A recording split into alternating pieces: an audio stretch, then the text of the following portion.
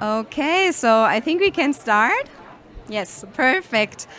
Welcome everyone, and thank you for joining us today here at the Forest Pavilion, and welcome also to the people in the live stream. Thanks for joining as well. We will have our session today on driving sustainable development through science-business collaboration. And my name is Carola Egger. I'm working for the International Union of Forest Research Organizations, IUFRO, and I'm a partnership manager for the science business platform Teaming Up for Forests. I'm managing that platform with a colleague of mine who will be joining us virtually. So for the second half, we will have her on the screen as well, and I'm excited also for her to share her perspectives on the science business partnership that we are building up and then we have been building up for the last couple of years. So every solution starts with a challenge. So I want to start with talking about what challenges are we facing in the forest-based sector at the moment. Well, our forests are under severe pressure, maybe more pressure than ever before. We are facing climate change, we have multiple crises going on, many socio-economic disruptions, and at the same time, the demand on forests is probably higher than ever before. We want forests to be our carbon sinks. They play a major role in biodiversity and many other things like water cycles, soils, and at the same time, many people and economies and industries rely on forests for resources from the forest. So the question that we need to ask ourselves is how can we balance these different functions and these different ecosystem services that forests provide with each other and align different interests with each other, and how can we adapt to the changes that are happening in our forests, because our forests are changing inevitably due to climate change. If we do something about it or not, they will change. So we have to find ways that work for us. So today we want to talk about science-business collaboration, and for finding solutions to these challenges, that is kind of the point where the science comes in, because science can provide the knowledge and the research and the data and the information about forests and about the provision of products from the forest. What we are specifically looking at is wood and wood-based products. And on the other hand, businesses rely on resources from the forest and they play a major role in sustainable development. And they can let us know what are the most pressing challenges for the private sector, what are the needs of the private sector, and then we can address that with science. So if we collaborate, we can really enable informed and evidence-based decision-making in the forest sector. And now I kind of want to step out of this little zone back here. And, well, I thought we have some SDGs lying around here, so I'm just going to put the ones on the table that I think are the core ones that we are tackling when we collaborate between science and business. We have climate action, we have life on land, we have responsible consumption and production, and we have decent work and economic growth. And I'm going to put on top of that partnerships, because I think we need partnerships to align these interests and to tackle these goals together. So what we did in the partnership that we have been building up for the last 3 years, it is Teaming Up for Forests. It tries to address key challenges for the sustainable provision of wood and wood-based products to meet societal demands and to tackle the sustainable development goals and support them and help to achieve them. And we have identified in the beginning of this partnership a couple of shared goals. So one shared goal is to translate science into practice. The second one, we want to exchange knowledge and we want to learn mutually, and we want to share outcomes with stakeholders. So we want to move out of that zone of just science and business and share that with the broader public, share that with other stakeholders and see what are the different views and perspectives and how can we find solutions together, so to work together. And I think that's the only way forward, to be honest, if we don't work in secluded bubbles, but we really try to collaborate and achieve something together. So I want to share a little bit how we do that, how we did that, what worked for us, what our achievements were in the past 3 years. So this partnership started out in 2021. It was initiated by Mondi, a global paper and packaging company, and IUFRO, the International Union of Forest Research Organizations.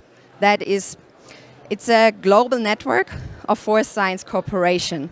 So we unite more than 600 different member organizations that all do some kind of research on forests with each other, and we have around, I think, 15,000 scientists that work through the network. So it's kind of the perfect start to mobilize the expertise, to mobilize the science, and to collaborate with industries to address the challenges that we have. And we do that through 2 different work streams. So the one is to engage and build bridges. So we facilitate discussions, we facilitate meetings, we do workshops, very intense, very in-depth workshops. So we really go in there, what are the challenges, and yeah, it can get quite a discussion. And the second one is that building on that, we make science that is relevant for practice. So we are trying to do research, to do concepts for studies that we can implement, to then produce knowledge products.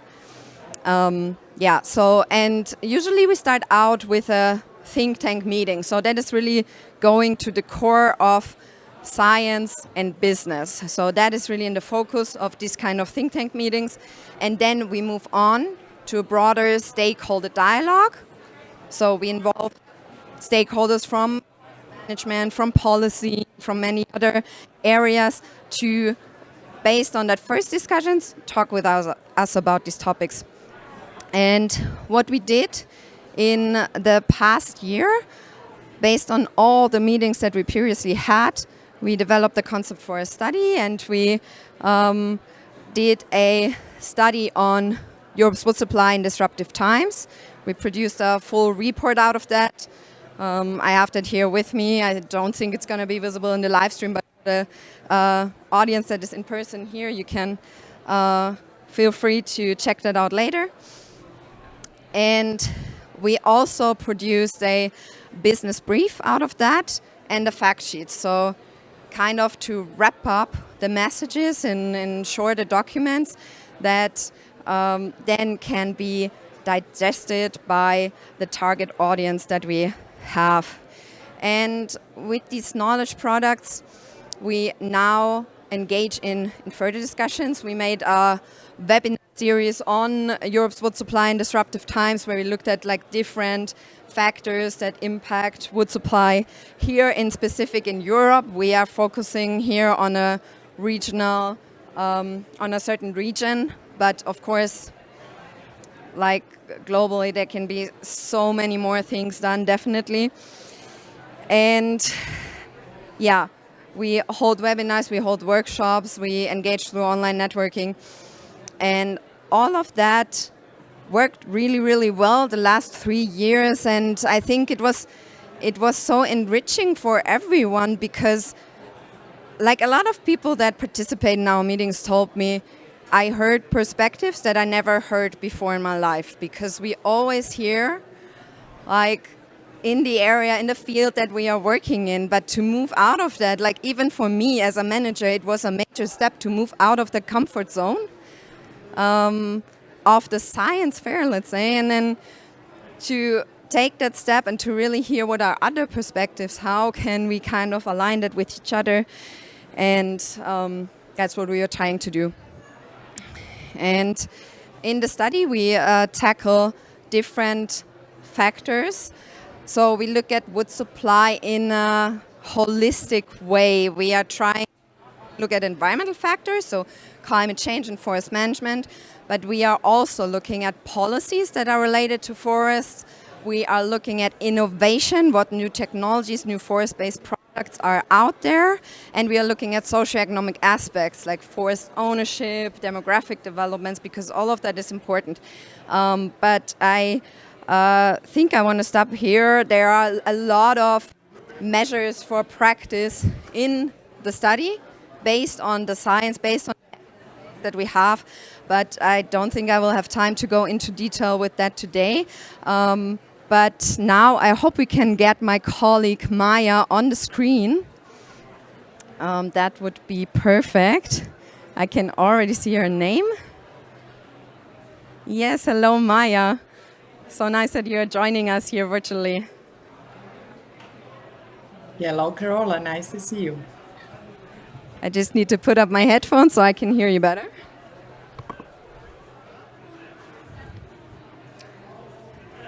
Yes, so Maya, please feel free to go ahead and share kind of what you think, what your vision is for this partnership to move forward. You've been now co-managing this with me for a while. So I think we have quite a clear vision for the future. I was talking a bit more about what we have done in the past. But yeah, maybe you can elaborate a bit more on the future. Indeed, Carola, thank you so much for making such a great introduction and making a ground for the next part of our presentation. Greetings to all of you. My name is Maja Radosavljević and I'm really happy to join you even on this online way. And I would like to make a little more focus on a critical importance of collaboration between science and industry in achieving sustainable forest management. I believe that all of you will agree that the path to sustainable forest management is really complex and been often fraught with the challenges, and that is where we think that our collaboration, Teaming Up for Forests, is really important and essential. And based on our experience in the past years and what we made in this Teaming Up for Forest partnership, I would like to share challenges that we faced in integrating scientific insights into practical, real-world applications and share our vision for fostering meaningful partnership through the Teaming Up for Forests. So I believe that we all here as individuals and representing the organizations and the institutions that we are coming from, that we can bridge the gap between knowledge and action, ensuring that our forests thrive for generations to come. First of all, I would like to make a point to the complex relationship between science and industry.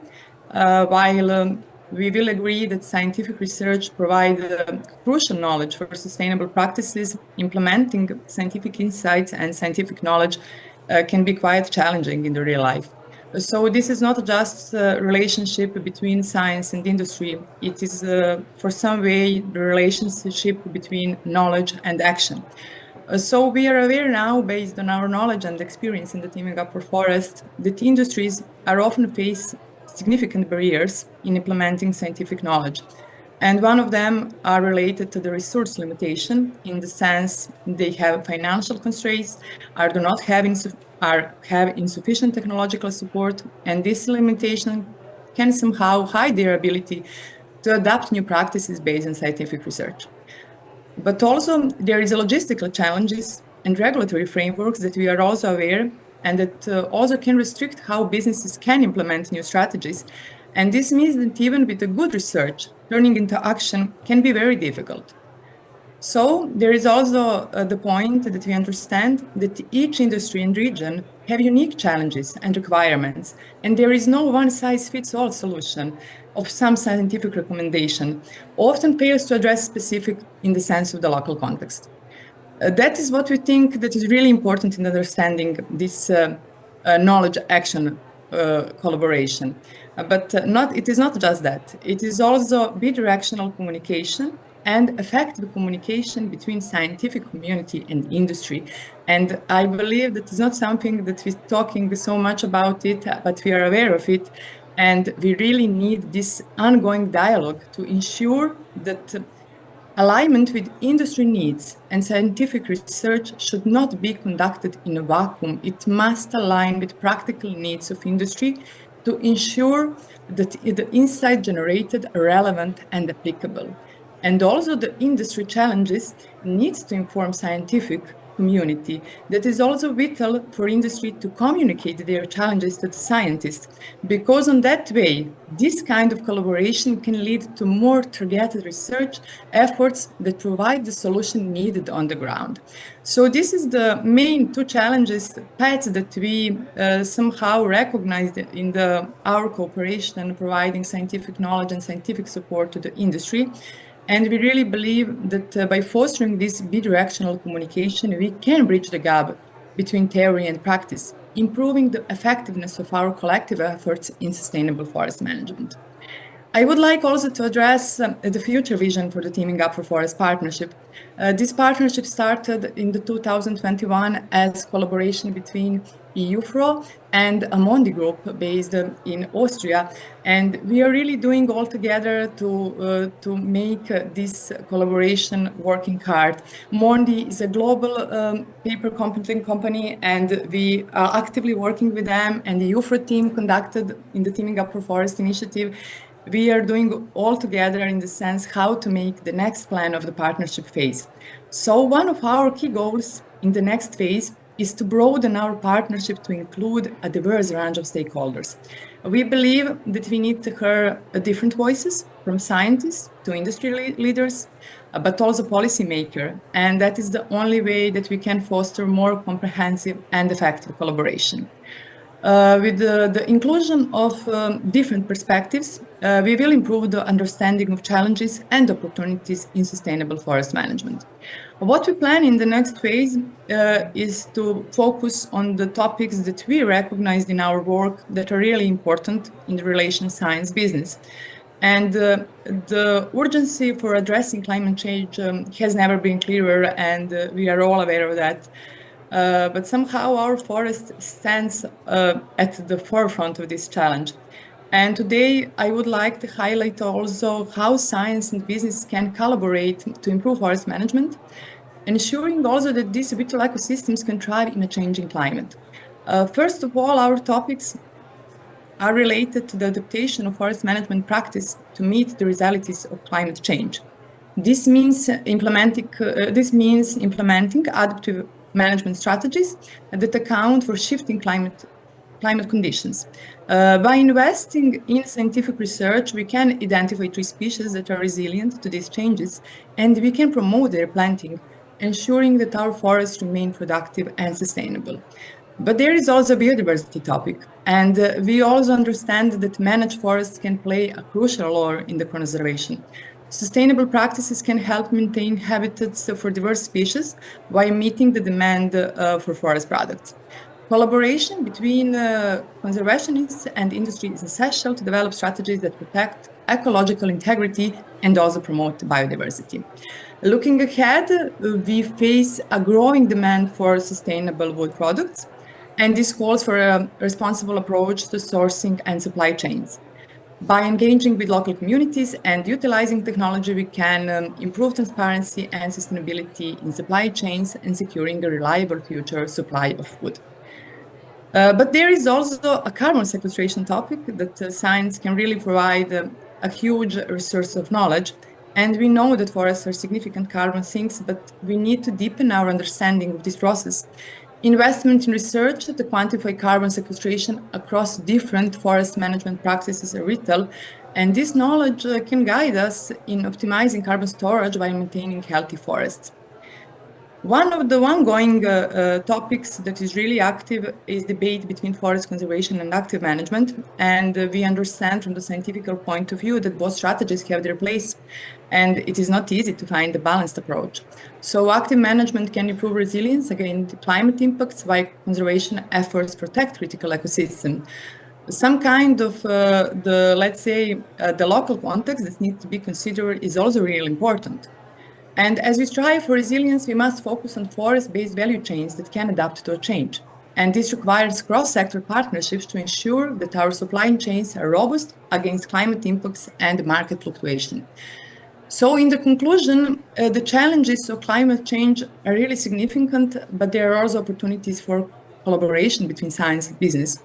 And by adapting practices and conserving biodiversity, securing sustainable wood supply, we really believe that we can improve in creation of sustainable future. That kind of topics we would probably be focused in the next years, in the next partnership phase, together recognizing with the industry partners and future partners what the topics need to be addressed and how really science can help to the industries and to the business in real application of scientific knowledge. I also would like to share and draw your attention to an important upcoming event based in our Teaming Up for Forests initiative. It is a think tank meeting scheduled for the April 2025. It is invitation-only event, and we probably will focus on biodiversity conservation and wood production as a topic. And we will bring together influential business leaders, scientists, and policymakers to tackle the critical challenges in forest management. And by joining us, you definitely can contribute to shaping a sustainable future for our forests by positioning your organization as a leader in sustainable practices. And I encourage you to consider how your expertise can improve this important dialogue. And please feel free to ask additional questions, or also to make a contact or a short chat with my colleague Carola and Alexander Bach, who is also a representative there. So in the conclusion from my side, I believe that there are significant challenges in implementing sustainable practices within the forest sector, but there is also a strong vision for the future through the partnerships like Teaming Up for Forest. By fostering a culture of collaboration, but also open communication, I believe that we can ensure that scientific research not only informs industry practices, but also address the real-world challenges faced by industry and businesses. So some of kind of message on my end is to encourage you that you think about your role in this partnership. How can we work together to bridge the gap between science and industry? And we look forward to your thoughts and questions. And we are very, let's say, excited about the potential collaboration as we move forward. Thank you all. Thank you, Carol. I think that is all from my side. Thank you so much, Maya. You will stay with us on the screen, which is great. This is working well, the setup here. So I think I would now open the floor for questions. So I have a couple of microphones here that I can bring to you. So let me know. Yes.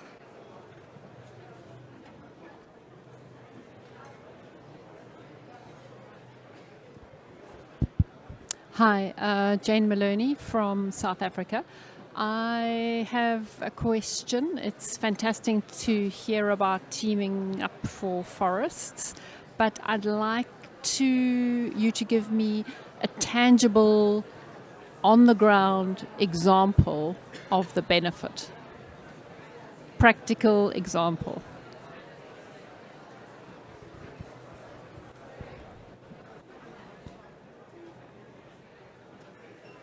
Yeah, thank you very much for the question.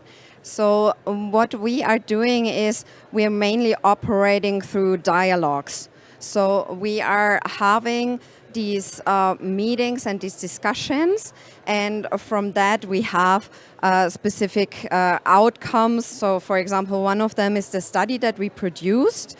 And so we are very focused on creating knowledge products that can then be implemented. They are on I would say a little bit more broader level, because the local implementation is always like, yeah, it's different for every context. So we cannot pinpoint really the local level. Then we would have to zoom in even more from that what we already have done in here with zooming on the European level. But I think that's maybe then a next step for others to do so. But we are proposing concrete measures that you can do. That is from our side a recommendation, because as a scientific organization, UFO can always only provide recommendations. We cannot say this is how things are done or how things should be done, but we can say this is what the science says and what might make sense in practice. So if we, for example, look at the wood-based industry, that would mean maybe I can give one very concrete example. The species that we have currently in the forests are changing. So we will not have the same species that we have now. and we will need adaptive management to shift from the current forests that we have to more mixed, more structurally diverse forests. And the industry that is using wood as resources will also need to adapt to that. So also they would need to move away. In Europe, that would be moving away from softwoods, for example, to include more tree species to create products that don't rely so much on one specific tree species or specific characters that would a certain tree species brings to the table, let's say. And it would also make sense to invest more in adding value to wood products. So these are, for example, some kind of recommendations that we give also in the study. And as I said, I think the really at local level implementation, that would then be a next step by others to be done. But we are trying to also do that outreach to inform people so that can be done, basically. Yeah, thanks for the question. Thank you, Carola. Maybe I can add one thought, and that is that the industry also thinks to the new initiatives that we have, also improving their outreach to policymakers. But I think one area where there's scope for improvement is to underpin the work that you are doing with the scientific, evidence. And that is, I think, that the niche that I'm making the same mistake again.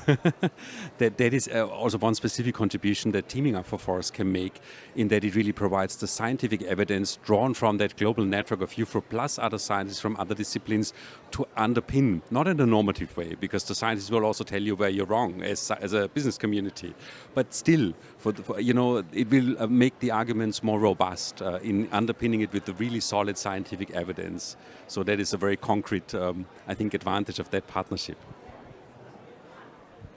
And how do you get an invitation to the invitation-only event in April? Please come talk to me after the meeting, definitely. And it's per invitation, because we really want to bring the right people on board that can discuss in detail the questions. But it's not that we are super, super exclusive in that sense. Yeah, so we are very interested in hearing all your perspectives. So if you're interested in joining that, please come up to me afterwards. And we always have quite a broad set of stakeholders, and every time we have new companies joining and new policymakers joining, and I think that's also good that we have people that have been there from the first meeting onwards, but we also always see new faces, and I think that's really great, because each time a new perspective comes in and we can discuss more. So are there any more questions? Yes. Thank you both. Really wonderful presentations, very compelling. So help us understand a little bit more, if you can, about the process of choosing what you study. You've talked about a bit of a collaborative process, but how does an idea, do you seek ideas and then go through them and decide which one is going to go forward? Can industry bring an idea and say, we really want to get an answer to this? We've got competing bioeconomy metrics, or we've got competing greenhouse gas protocols. We'd love an analysis of it. Is that the sort of thing you can work on? Yeah, that's actually exactly what we are trying to do. How we did it for this study that we have done now was a very long process. Of course, maybe in the future now we've learned so much that can also go faster. But what we did in this specific case is we first held a think tank meeting that was very broadly on the topic of science and business. Well, what the businesses need basically in the forest sector, what are the challenges given all these crises that we are having. And so we started out with this broad discussion. And then we had a couple of outcomes from that. And for example, one of that was, okay, we don't know how is the wood supply in the future. That's something we really need to know. There's all these different policies on so many different levels, but it's so complicated. How can science help us bring that down? And then we thought okay, so wood supply and the factors that impact that are apparently really one of the key challenges that the industry, one of the key knowledge gaps that we could fill with science. And Then we had broader discussions with stakeholders, and we did another think tank meeting, very focused on these specific outcomes that we had. And that is how we came up with the concept for the study in the end. And we are always discussing topics that could be of relevance in a small group first, so with funding partners, and then in the next step we are taking that to discussions. But yeah, it's a process of finding out what are the key needs, what are the most urgent challenges, and we want to address the needs by businesses, because that should be the first step, and the science comes then. Maya, do you want to add anything to that? Thanks, Carola. Thanks, first of all, for the questions from the audience. I found them really important in the both cases. Regarding the practical knowledge, I believe that you already provided enough information, but also just we can share that in the first part of food supply study, when it was done, exactly these practical implications was the reason why we made a business fact and why we made a business review for the industry, so they can use just the conclusions from the scientific study in the decision-making process and to be equipped by the information. And regarding this point, how we are choosing the topics, I think that you provided a very relevant answer, and that is also connected with the challenges that we shared in our presentation. That is really important that industry informs science what is facing from the challenges and what kind of scientific knowledge and information and findings they need. That doesn't mean that they will like the results, but that means that we will open a together discussion, and that is only the way that we can make this collaboration work. Thanks so much, Maya. Are there any other questions from the audience? Okay, seems not. So I would like to thank everyone for joining our session. We have one last slide that we can bring up, I think. Yes, so you can scan the QR code and come directly to our website here, or follow the links to teamingupforforest.com. We also have a LinkedIn group that is kind of our way of keeping the network engaged online, so also outside of the regular activities that we do. We can share information. Everyone can share information through that LinkedIn group. And here are our contact details, and we're very happy to get in touch with you for our next activities, for engaging in this partnership. As Maya mentioned, we are really eager to expand that partnership, to get more partners on board. So I'm very excited to see what will happen in the next few years. And Maya, thank you so much for joining us virtually. I'm very happy that worked well, and greetings to you back in Vienna. And I thank the audience here in person that joined us at the Forest Pavilion. I hope you are having a great remaining COP29, and thanks also to all the people that joined through the live stream. Thank you.